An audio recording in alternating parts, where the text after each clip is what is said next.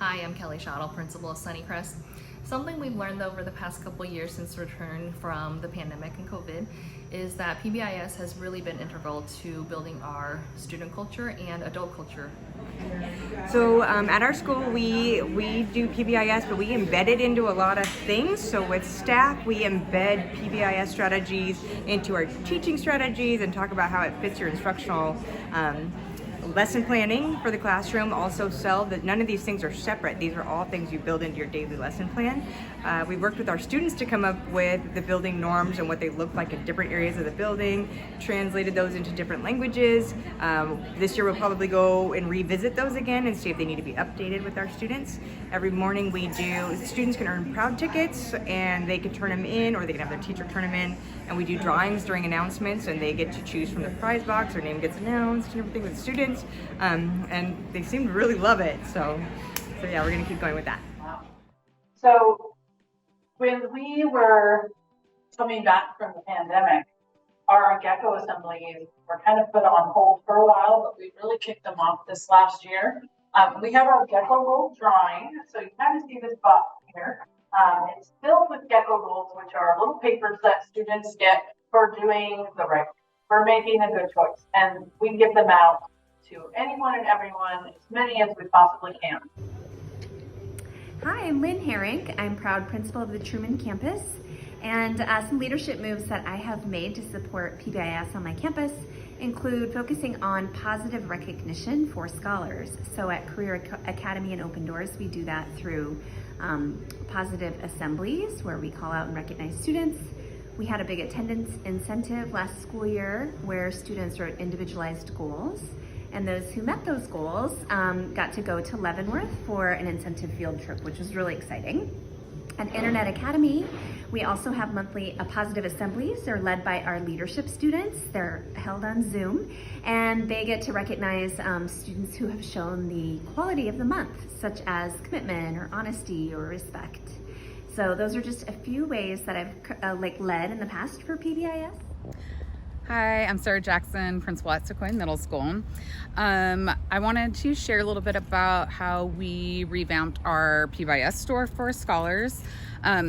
We changed, I think it was just a couple years ago, to paper. We have feathers for our reward system, and we changed to PBIS rewards, so it's electronic.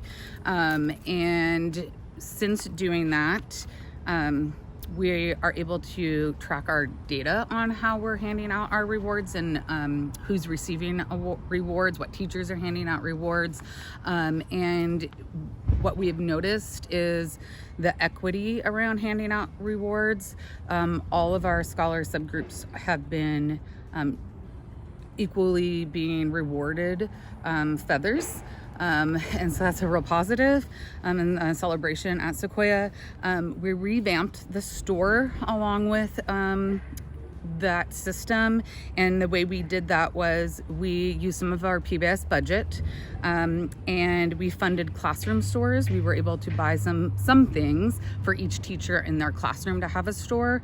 Teachers also added some items for themselves if they wanted to, and then we also collected feedback from teachers and students around the items that were in teacher stores, and we all have a Sequoia store. And so scholars can trade in their feathers electronically. They just cash them in to buy items, and they are able to then pick them up from the teacher or at lunch once a week from the Sequoia store. Well, and one thing I think I missed is that how essential each and every morning within our morning meetings that we start off as a school-wide really communicating what SEL expectations at Green Gables is all about. We go through and we talk, we discuss. If we're struggling with how the tetherball is being played, we highlight those things and we set up the expectations of what we would like to see. And we reinforce it by being out there to say, okay, well, fantastic. We are playing the way we want to play this activity. We're walking down the halls the correct way. We are utilizing the facilities the right way. it's just about spotlighting what might be a little off track and getting it back on track. And one thing that we really had to be intentional about is providing language access, because we are a language school. Between having dual language and the highest percentage of multilingual learners in our district and Sunnycrest, we really had to take a step back and think about how do we include every single individual, every single child and adult in this process. And with so many of our kids being language learners, we realized a lot of the strategies we use in our content instruction, we hadn't been applying when it came to culture building, SEL, and PBIS, which raised a lot of questions for us around why kids weren't getting it. But once we realized that was the gap we had, we became really intentional in partnering our ML teachers with our PBIS team to make all of our resources accessible and available in Dari, in Spanish, and in English. Additionally, our PBIS leads started developing resources that were strongly led by visuals with minimal language, so that regardless of the language, a child can make sense of what was happening in the picture and be able to know what was going on. And that way, every single kid who walks into our building knows what our expectation is and can be part of our culture.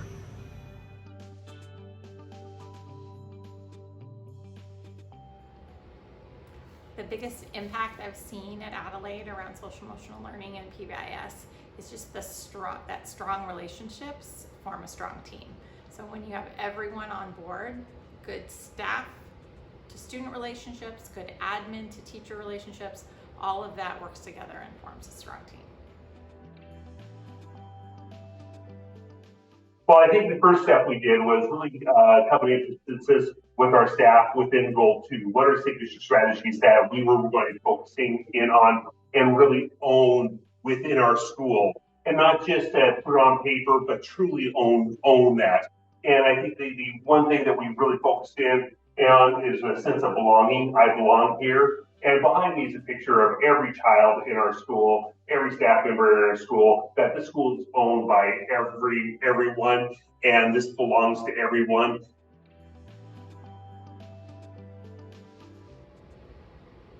Modeling the expectations I want them to use with their own students is what I try to do through all our professional development.